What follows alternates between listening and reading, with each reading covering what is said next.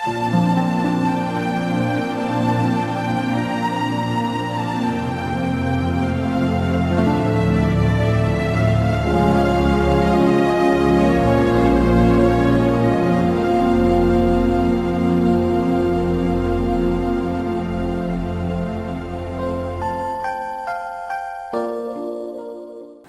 கிறிஸ்துவின் இனிதான நாமத்தினாலே இயேசு நடத்துகிறார் ஊழியங்கள் சார்பாக கிறிஸ்மஸ் புத்தாண்டு நல்வாழ்த்துக்களை தெரிவித்துக் கொள்கிறேன்.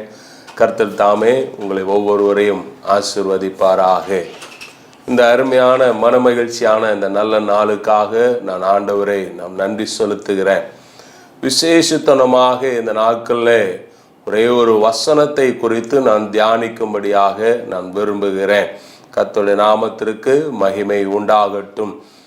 அருமையான தேவனுடைய பிள்ளைகளே, இயேசு கிறிஸ்து 2000 ஆண்டுகளுக்கு முன்பதாக இந்த பூலோகத்திலே மானுட அவதாரம் எடுத்து உங்களுக்காக எனக்காக அவர் பிறந்தார். அந்த நாளை இந்த நாள் மகிழ்ச்சியோடு நாம் கொண்டாடி கொண்டு இருக்கிறோம். அதற்காக ஆண்டவருக்கு நான் நன்றி செலுத்துவோம். விசேஷத்தனமாக ஆண்டவர் ஏசாயா தீர்க்கதரிசி இயேசு கிறிஸ்துவனுடைய பிறப்பையும் இயேசு கிறிஸ்துவனுடைய மரணத்தையும் இயேசு கிறிஸ்துவனுடைய வாழ்க்கையின் அனுபவத்தையும் சுபாவத்தையும் எடுத்துரைத்த தீர்க்கதரிசி இயேசு கிறிஸ்துவனுடைய பிறப்பை குறித்து ஒரு வார்த்தை அழகாக எழுதி வைத்திருக்கிறார். இயேசு கிறிஸ்து இந்த உலகத்திலே ஏன் பிறக்க வேண்டும், அவர் பிறப்பதற்கான நோக்கம் என்ன என்பதை ஏசாயா தீர்க்கதரிசி அழகாக எழுதி வைத்திருக்கிறார். நாம் வாசிக்கலாம். ஏசாயா எழுதின தீர்க்கதரிசனத்தின் புஸ்தகம் 61 அதிகாரம் 3 நாம் வாசிக்கும் சொன்னால், சீயோனிலே துயரப்பட்டவர்களை சீர்படுத்தவும் அவர்களுக்கு சாம்பலுக்கு பதிலாக சிங்காரத்தையும் துயரத்துக்கு பதிலாக ஆனந்த தைலத்தையும் ஒடுங்கின ஆவிக்கு பதிலாக துதியின் உடையை கொடுக்கவும் அவர் என்னை அனுப்பினார் என்கிற ஒரு வார்த்தையை நாம் பார்க்க முடிகிறது. எனக்கு அன்பு தேவ பிள்ளைகளே, இயேசு கிறிஸ்து ஒரு முறை தேவனுடைய ஆலயத்திலே கடந்து செல்லும் பொழுது அவருடைய நியாயப்பிரமாண புஸ்தகத்தை எடுத்து வாசிக்கிறார். அதில் தன்னை குறித்து ஏசாயா தீர்க்கதரிசி எழுதியிருக்கிற இந்த பகுதியை எடுத்து வாசித்து அமர்ந்தார் என்று வேதவசனம் சொல்லுகிறது. அப்படின்னா இயேசு கிறிஸ்து இந்த உலகத்தில் பிறந்ததற்கான நோக்கம் என்ன சொல்லி பார்க்கும்போது, சீயோனிலே துயரப்பட்டவர்களை சீர்படுத்தும்படியாக இயேசு இந்த உலகத்திலே கடந்து வந்தார். எனக்கு அன்பு தெய்வ பிள்ளைகளை, இன்னைக்கு நம்முடைய வாழ்க்கையில கூட ஒருவேளை சீர்குலைந்து போன ஒரு வாழ்க்கை அனுபவம் இருந்து கொண்டே இருக்கலாம். சீர்படுத்த அநேக காரியங்களை பார்க்கும் பொழுது பார்த்துச்சுன்னா, நம்முடைய வாழ்க்கை ஒருவேளை பழைய வாழ்க்கையை பார்க்கும் பொழுது ஒரு மிகவும் கடினமான ஒரு வாழ்க்கை போல இருக்கலாம். ஆனால் அப்படிப்பட்டவர்களுடைய வாழ்க்கையை கர்த்தர் சீர்படுத்தும்படியாக இந்த உலகத்தில் கடந்து வந்திருக்கிறார். எனக்கு அன்பு தெய்வ பிள்ளைகளை, இன்னைக்கு ஒருவேளை நம்முடைய வாழ்க்கை எப்படி இருக்கிறது? வேதம் சொல்லுகிறது, சீயோனிலே துயரப்பட்டவர்களை சீர்படுத்தும்படியாக. அப்போ இன்னைக்கு துயரத்தோடு இருக்கிற மக்களை கர்த்தர் சீர்படுத்தும்படியாக இயேசு இந்த உலகத்தில் கடந்து வந்திருக்கிறார். வேதத்திலே அநேக சம்பவங்களை பார்க்க முடியும். இயேசு கிறிஸ்துவை குறித்து பார்க்கும் பொழுது, ஒரு முறை இயேசு கிறிஸ்து கெனசரேத்து கடல் அருகே கடந்து போகும்போது திரளான ஜனங்கள் இயேசுவை பின்பற்றி வருகிறார்கள். அவருடைய வசனத்தை கேட்கும்படியாக ஒரு கூட்டம் நெருங்கி வருகிறது. என்ன செய்வது என்று சொல்லி இயேசு அங்கே சுற்றி பார்க்கிறார். அங்கே 2 படகுகள் இருக்கிறது.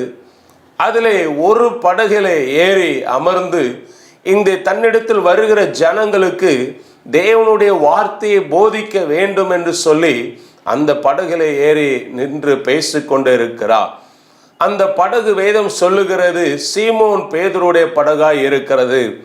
இந்த சீமோன் பேதுருடைய அனுபவம் என்னவென்று சொல்லி பார்க்கும் பொழுது, லூக்கா எழுதின நற்செய்தி நூல் 5 அதிகாரம் 1 நீங்கள் 5 வசனம் வரைக்கும் நீங்கள் வாசித்து பார்த்தோம் என்று சொன்னால், இந்த பேதுரு முழுவதும் பிரயாசப்பட்டு ஒரு மீன் கூட கிடைக்காதபடிக்கு மிகவும் துயரத்தோடு, வேதனையோடு, துக்கத்தோடு வலைகளை அலசி கொண்டிருந்தான்.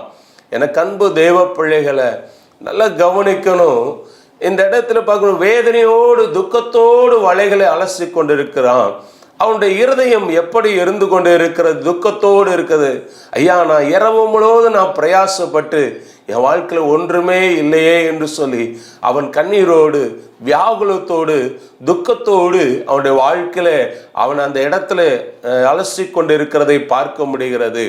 எனக்கு அன்பு தேவ பிள்ளைய, இன்றைக்கு கூட நம்முடைய வாழ்க்கையில கூட பிரதர், நான் அநேக காரியங்களை நான் பிரயாசம் எடுக்கிறேன், காலையிலிருந்து மாலை வரைக்கும் நான் உழைக்கிறேன், ஆனாலும் என் வாழ்க்கையில பிரயாசத்துக்கு ஏற்ற பலன் இல்லை, என் வாழ்க்கையில தோல்வியின் பாதையில் நான் துவண்டு வருகிறேன்னு சொல்லி நம்முடைய வாழ்க்கையில கடந்து வரலாம்.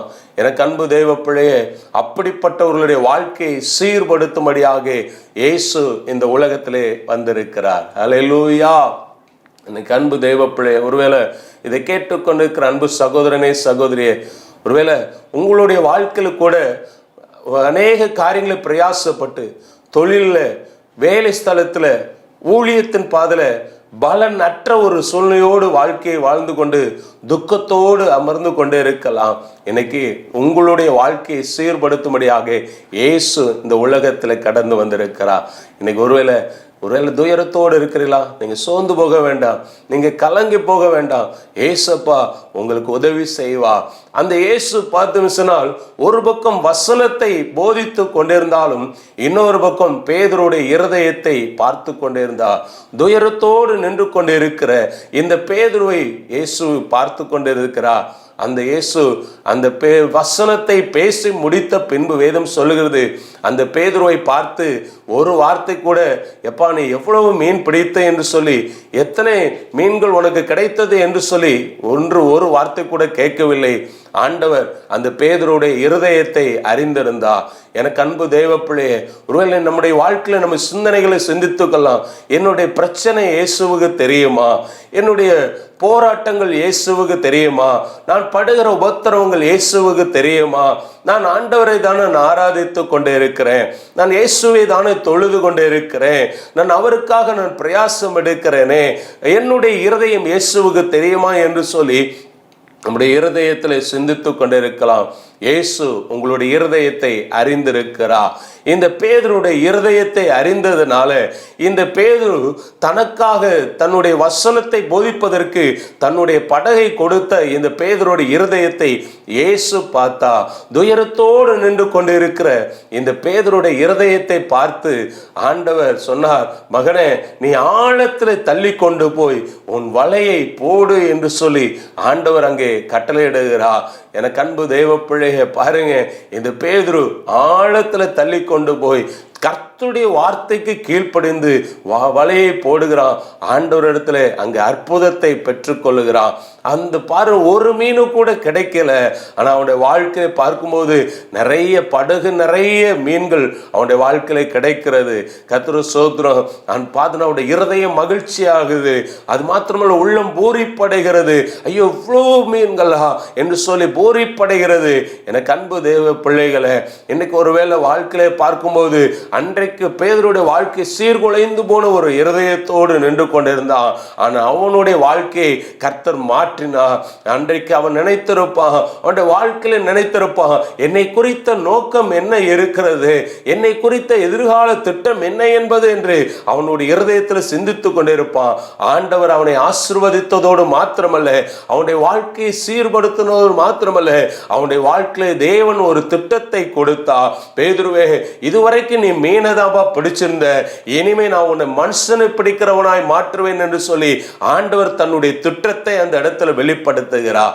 இந்த பரிசுத்தமான நாள்ல துயரத்தோடு, கண்ணீரோடு, வேதனையோடு, துக்கத்தோடு அமர்ந்திருக்கிறாயோ என் அன்பு சகோதரனே, சகோதரியே, இன்னைக்கு ஆண்டவர் உன்னை குறித்த ஒரு தேவ திட்டம் உண்டு, உங்களை குறித்ததான ஒரு நோக்கம் உண்டு.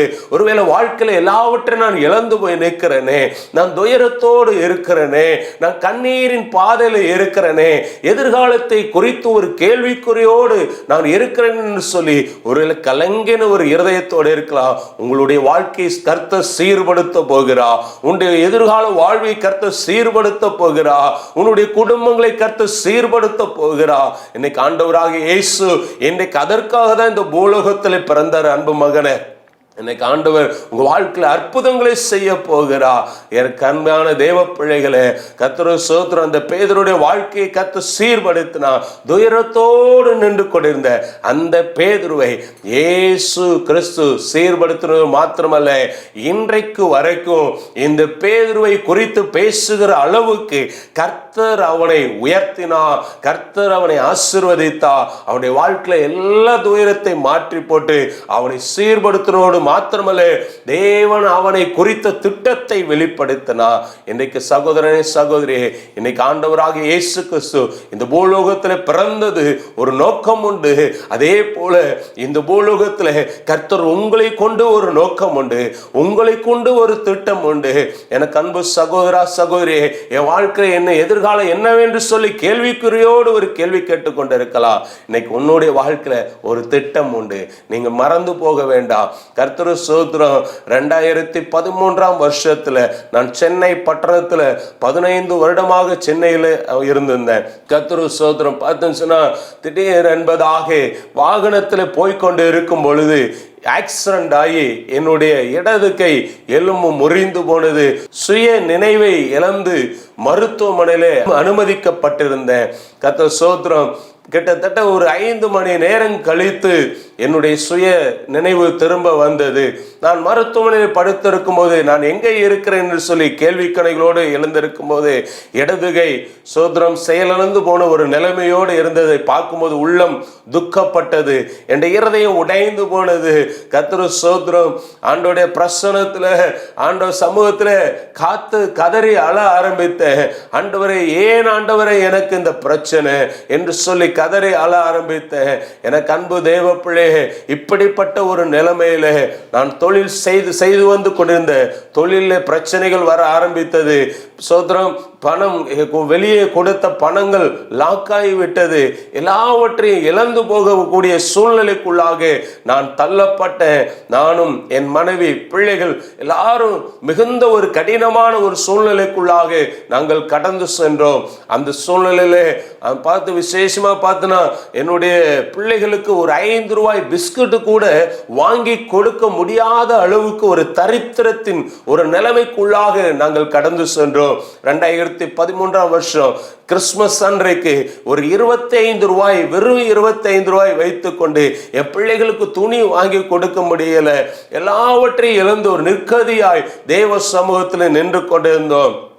கர்த்தருக்கு பிரியமானவர்களே, அன்றைக்கு ஆண்டவர் எங்களோடு கூட பேசினா. சுயசை பாரம்பரிய குடும்பத்தில் பிறந்தவனாய் இருந்தாலும் இயேசு கிறிஸ்து எங்களை தேடி வந்தா.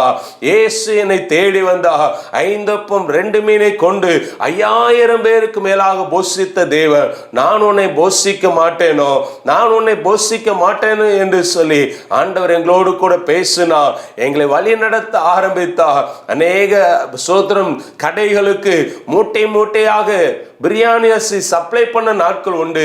அதே சூழ்நிலை ஒரே ஒரு பிரியாணி சாப்பிட கிடைக்குமான்னு சொல்லி ஏங்கி கொண்டிருந்த நாட்களும் உண்டு. எனக்கு அன்பு தேவ பிள்ளையே, அப்படிப்பட்ட சூழ்நிலை ஆண்டவர் எங்களை தொட ஆரம்பித்தா. ஆண்டவர் பேச ஆரம்பித்தா. ஆவியானவர் எங்களோடு கூட நடத்த ஆரம்பித்தா. இன்றைக்கு ஆண்டோட பிரசன்னத்தில் எல்லா வாழ்க்கையில காணப்படுகிற துயரத்தை மாற்றி இன்னைக்கு ஆண்டவர் சம்பூர்ணமாய், ஆண்டவர் சந்தோஷமாய் கர்த்தரை எங்களை வழிநடத்தி கொண்டு வருகிறார். எனக்கு அன்பு தேவ பிள்ளையே, அன்றைக்கு என்னுடைய சீர்குலைந்து போன வாழ்க்கையை ஆண்டவர் மாற்றி போட்டு இன்றைக்கு கர்த்தர் எனக்கு துயரத்தை மாற்றி சந்தோஷமாய் வைத்திருக்கிறது போல உங்களுடைய வாழ்வையும் கர்த்தர் மாற்றுவா. வாழ்க்கையில எல்லாவற்றையும் இழந்து தவிக்கலாம், ஒருவேளை துயரத்தோடு இருக்கலாம். ஆண்டவர் உங்கள் வாழ்க்கையை மாற்றப் போகிறார். அது மாத்திரமல்ல, அந்த வசனம் சொல்லப்படுகிறது. ஏசாயா தீர்க்கதரிசன புஸ்தகம் 61:3 சீயோனிலே துயரப்பட்டவர்களை சீர்படுத்தவும் சாம்பலுக்கு பதிலாக சிங்காரத்தை கொடுக்கவும் அவர் என்ன அனுப்பினார் என்று வசனம் சொல்லுகிறது. இயேசு கிறிஸ்து இந்த உலகத்தில் வந்திருக்கும் பொழுது அவருடைய நோக்கம் என்ன? சாம்பலை போல இருக்கிற அனுபவம் உடைய மக்களை ஆண்டவர் சிங்காரமாய் கர்த்தர் மாற்றும்படியாக இயேசு இந்த உலகத்தில் கடந்து வந்தார். எனக்கு அன்பு தேவ பிள்ளையே, சாம்பலின் அனுபவம், சாம்பல் என்பது ஒரு புறக்கணிக்கப்பட்ட ஒரு அனுபவம். சோதரன் எல்லாரும் அந்த சாம்பலை வெளியே கொட்டி விடுவார்கள். அந்த சாம்பலை பார்த்து மிதிப்பாங்க. அந்த சாம்பல் ஒரு புறக்கணிக்கப்பட்ட ஒரு நிலைமையை போல இருக்கும். அதே போலதான் இன்றைக்கு உங்களுடைய வாழ்க்கையில ஒருவேளை மற்றவர்களுக்கு முன்பதாக ஒரு புறக்கணிக்கப்பட்ட ஒரு வாழ்க்கை வாழ்ந்து கொண்டே இருக்கலாம். உங்களை நேசிக்கிறவங்க உங்களை புறக்கணித்து தள்ளலாம். உங்க உறவுகள் உங்களை புறக்கணித்து தள்ளலாம். ஐயா, என் நண்பர்கள் என்னை வெறுத்து தள்ளுறாங்க ஐயா சொல்லி ஒருவேளை கலங்கி போய் இருக்கலாம். எனக்கு அன்பு சகோதரனே, சகோதரியே, எனக்கு அன்பு அருமையான தேவ பிள்ளையே, இன்னைக்கு ஆண்டவர் சொல்லுகிறா, உங்கள் சாம்பலை போல அனுபவத்துடைய தேவ பிள்ளைகளை இன்றைக்கு சிங்காரமாய் கர்த்தர் மாற்றும்படியாக இயேசு இந்த உலகத்தில் கடந்து வந்திருக்கிறார். ஒருவேளை புறக்கணிக்கப்பட்ட அனுபவம் இருக்குதா? இன்னைக்கு ஆண்டவருடைய பிள்ளையே, உங்களை பார்த்து இயேசு சொல்லுகிறா, உன்னுடைய வாழ்க்கை நான் சிங்காரமாய் மாற்றும்படியாக தான் இந்த உலகத்தில் நான் கடந்து வந்தேன் என்று சொல்லுகிறார். ஹல்லேலூயா. இன்னைக்கு ஆண்டவருடைய பிரசன்னத்துல பார்த்தன வேதத்தில் அநேக காரியங்களை சம்பவங்களை சொல்லிக்கொண்டே போக முடியும். ஒரு முறை இயேசு கிறிஸ்து மலையில இருந்து இறங்கி வரும் பொழுது ஒரு குஷ்டரோகம் பிடித்த ஒரு மனிதன் அந்த இயேசுவிடத்தில் கடந்து வருகிறான். இயேசுவிடத்தில் கடந்து வரும் பொழுது, ஆண்டவரே உமக்கு சித்தமானால் என்னை சுத்தமாக்கும் என்று சொல்லி ஆண்டவரிடத்தில் கேட்கிறான். ஆண்டவர் பார்க்கிறார், மகனே எனக்கு சித்தம் உண்டு, நீ சுத்தமாக என்று சொல்லி ஆண்டவர் அவனுக்கு ஒரு அற்புதத்தை செய்கிறார். அந்த குஷ்டரோகியோட அனுபவம் பார்க்கும் பொழுது பார்த்துச்சுன்னா, குஷ்டரோகி தன் வியாதிப்பட்டு இருக்கிறதை தன்னை குறித்து அவன் சொல்ல வேண்டும். எப்படி தான் ஒரு தீட்டுப்பட்டவன் என்று சொல்லி தன்னுடைய வாயினாலே மற்றவர்கள் சொல்ல வேண்டும். இன்னைக்கு நல்ல பாருங்க, எவ்வளவு பெரிய ஒரு கடினமான ஒரு சூழ்நிலை. அந்த சூழ்நிலையில அவனுடைய வாழ்க்கை இருந்து கொண்டது புறக்கணிக்கப்பட்ட நிலைமை. அவனை யாரும் பேச மாட்டாங்க, அவனை யாரும் பழக மாட்டாங்க, அவனோடு கூட யாரும் சோதரன் நெருங்கி சேர மாட்டாங்க. அப்படிப்பட்ட சூழ்நிலை அவருடைய இருதயம் உடைந்து போய் மன துக்கத்தோடு இருந்திருக்கும், வேதனையோடு இருந்திருக்கும். ஐயோ, நான் வாழ்க்கையில சாம்பலை போல இருக்கிறேன்னு சொல்லி கலங்கி இருப்பான். எனக்கு அன்பு தேவ பிள்ளையே, என்ற வாழ்க்கையில் அப்படிப்பட்ட சூழ்நிலை கடந்து வந்த நாட்கள் உண்டு. 1996 வருடத்தில் ஒரு தொழு நோயினாலே பாதிக்கப்பட்டு, ஒரு குஷ்டரோக வியாதினாலே பாதிக்கப்பட்டு பைக்குளம் என்ற பகுதியில் இருக்கிற லூக்கா மருத்துவமனையிலே 1.25 வருடமாக மருத்துவமனையில் அனுமதிக்கப்பட்டிருந்தேன். என் கைகள் செயலிழந்து போயின சூழ்நிலையோடு, என் கால்கள் செயலிழந்து போய்விட்டது, என் கைகள் செயலிழந்து போய்விட்டது. இப்படிப்பட்ட நிலைமையில ஒரு பக்கம் சரீர பிரகாரமான பலவீனங்கள், நரம்புகள் வலி எடுக்க ஆரம்பித்தது, கால்கள் பலவீனங்கள் எல்லாம் ஒன்று சேர்ந்து விட்டு என் வாழ்க்கையில எல்லாவற்றையும் நிம்மதியை இழந்தது போல ஒரு அனுபவத்துக்குள்ளாக தள்ளப்பட்ட எனக்கு அன்பு தேவ பிள்ளையே, அன்றைக்கு பார்க்கிறவர்கள் தூரத்தில் நின்று வேடிக்கை பொருளை போல பார்ப்பார்கள். எல்லாரும் அவமானமாய் பார்ப்பாங்க. ஏன் என்னுடைய வாழ்க்கையில சோத்திரம் நிறைய மாத்திரைகள் சாப்பிட்டு விட்டேன் என்று சொல்லி சோத்திரம் நான் படித்த ஸ்கூல்ல கூட என்னை சேர்க்க மாட்டேன்னு சொல்லிவிட்டாங்க. அப்படிப்பட்ட ஒரு கடினமான ஒரு சூழ்நிலை, வார்த்தையினாலே வேதனைப்படுத்தப்பட்ட ஒரு அனுபவங்கள் எல்லாரும் அற்பமா நினைச்சாங்க. எனக்கு அன்பு தேவ பிள்ளையே, ஆண்டோட பிரசன்னம் அன்றைக்கு அழ ஆரம்பித்தேன். இந்த பரிசுத்த வேதாகம் என்னை தேற்றினது, என்னை ஆற்றினது, இந்த வார்த்தைகள் என்னை உயிர் பெற வைத்தது. ஆண்டவருடைய சமூகத்தில் எங்களை அர்ப்பணிக்க ஆரம்பித்தேன். ஆண்டவருடைய அருமையான தேவனுடைய பிள்ளைகளை, இன்னைக்கு ஆண்டவருடைய பிரசன்னத்திலிருந்து சொல்லுகிறேன், அன்றைக்கு சாம்பலை போல அனுபவத்தில் இருந்த என்னுடைய வாழ்க்கையை இன்னைக்கு கர்த்தர் சிங்காரமாய் மாற்றி இருக்கிறார். ஹல்லேலூயா, ஹல்லேலூயா. யாரெல்லாம் புறக்கணித்து தள்ளினார்களோ, பிரதர் எங்க வீட்டுக்கு வந்து ஒரு ஜெபமாவது பண்ணிட்டு போங்க, எங்க வீட்டுக்கு ஒரு நாளாவது நீங்க வந்துட்டு போங்கன்னு சொல்லி சொல்லுகிற அளவுக்கு கர்த்தர் இன்றைக்கு கர்த்தர் உயர்த்தி இருக்கிறார். இன்றைக்கு ஒருவேளை அன்பு தேவ பிள்ளையே, ஒருவேளை நேசித்த உறவுகள் உங்களை புறக்கணித்து தள்ளுகிறதோ, நீ சோர்ந்து போகாதே நண்பனே, அருமையான சகோதரனே, சகோதரியே. இன்னைக்கு ஒருவேளை சோதரம் உண்ட வாழ்க்கையில எல்லாராலும் வெறுத்து தள்ளப்பட்ட ஒரு நிலைமையில இருக்கலாம். இன்னைக்கு ஆண்டவர் சொல்லுகிறார், உன் வாழ்க்கையை சிங்காரமாய் மாற்றும்படியாக தான் நான் இந்த உலகத்துல கடந்து வந்திருக்கிறேன் சொல்ல. அந்த இயேசு கிறிஸ்துவை உன் உள்ளத்துல நீ ஏற்றுக்கொள்ளுங்க, உங்க இருதயத்துல ஏற்றுக்கொள்ளுங்க, உங்க சொந்த இரட்சகராக நீங்க ஏற்றுக்கொள்ளுங்க.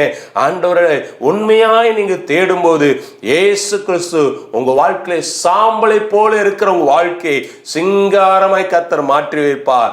அதற்காக தான் இயேசு இந்த உலகத்துல கடந்து வந்திருக்கிறார். ஹல்லேலூயா. எனக்கு அன்பு தேவ பிள்ளை, அது மாத்திரமல்ல, துயரத்துக்கு பதிலாக ஆனந்த தைலத்தையும் ஒடுங்கின ஆவுக்கு பதிலாக துதியின் உடையை கர்த்தர் கொடுக்கவும் அவர் என்னை அனுப்பினார் என்று வசனம் சொல்லுகிறது. பாருங்க, இன்னைக்கு ஒருவேளை ஒடுங்கி போய் இருக்கிறீங்களா? கடன் பிரச்சனைனால ஒடுங்கி போய் இருக்கிறீங்களா? ஒருவேளை வியாதியின் பிரச்சனைனால ஒடுங்கி போய் இருக்கிறீங்களா?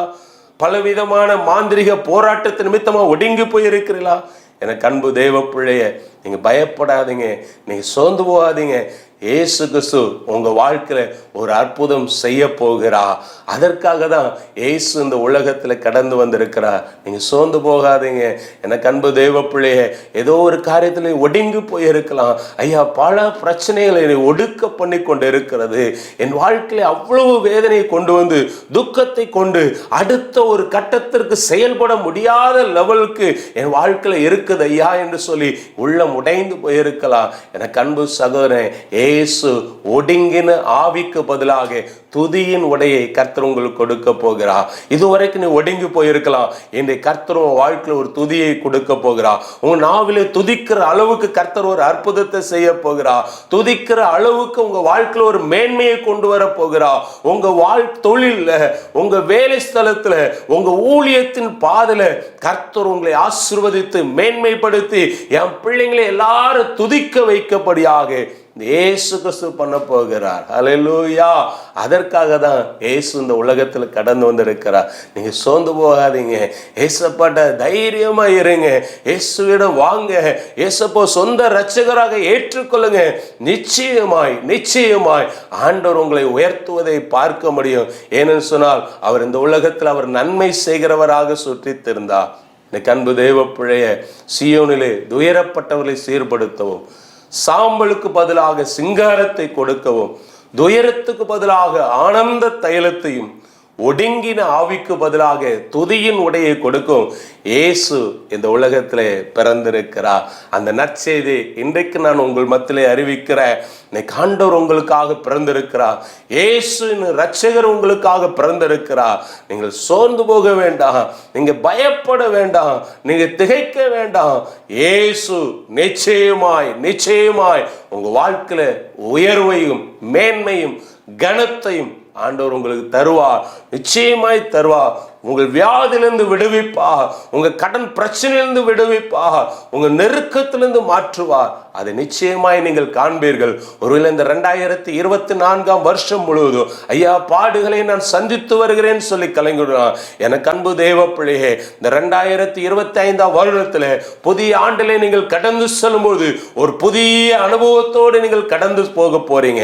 ஒரு புதிய அனுபவத்தோடு கர்த்தர் உங்க வாழ்க்கையில அற்புதத்தை பெற்றுக் கொண்டவர்களாய் நீங்கள் கடந்து சொல்ல போறீங்க. இயேசு உங்க வாழ்க்கையில கண்ணீரை துடைத்து துக்கத்தை மாற்றி வாழ்க்கையில் அற்புதத்தை செய்வதை உங்கள் கண்கள் பார்க்க போகிறது. விசுவாசத்தோடு தேவ சமூகத்தில் எதிர்பார்ப்போம். கர்த்தர் நிச்சயமாய் அற்புதங்களை செய்வார். ஜெபிப்போமா? ஜெபம் செய்வோம். எங்களை கிருபையாய் நேசித்து வழிநடத்தி வருகிற எங்கள் அன்பின் பரலோக பிதாவே, இந்த பரிசுத்தமான இந்த மனமகிழ்ச்சி நல்ல நாளுக்காக உமக்கு நன்றி செலுத்துகிறோம்.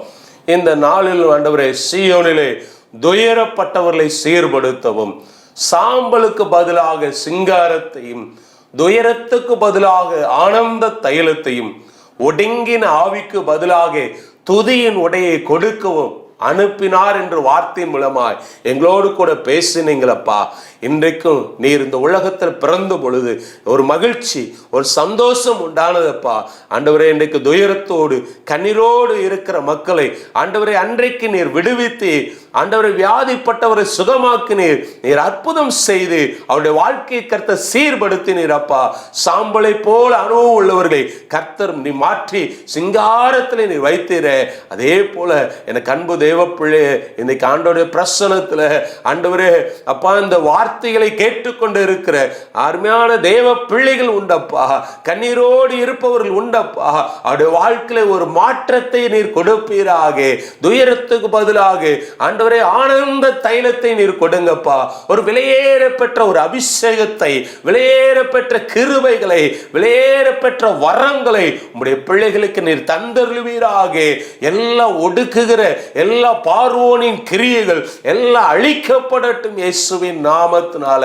இந்த பரிசுத்தமான நாளில உம்முடைய பிள்ளைகள் கண்ணீரோடு இருக்கு, துயரத்தோடு இருக்கிற பிள்ளைகளுடைய வாழ்க்கையை கர்த்தர் சந்தோஷமாய் நீர் மாற்றுவீராக. நீர் அற்புதம் செய்வீராக, நீர் சீர்படுத்துவீராக, நீர் உயர்த்துவீராக. உடைய பரிசுத்த ஆவியான ஆளுகைக்குள்ள ஒவ்வொருவரும் ஒப்பு கொடுக்கிறோம் அப்பா. ஆண்டவரே, உம்முடைய வாழ்த்துகிறோம், உடைய பிள்ளைகளை ஆசீர்வதிக்கிறோம். நீர் மகிமைப்படும், எல்லா மகிமையும் கனமும் நீர் எடுத்துக்கொள்ளும். இயேசு இரட்சகர் மூலம் ஜெபிக்கிறோம் நல்ல பிதாவே. ஆமேன், ஆமேன், ஆமேன். God bless you. கர்த்தர் உங்களை ஆசீர்வதிப்பாராக. ஆமேன்.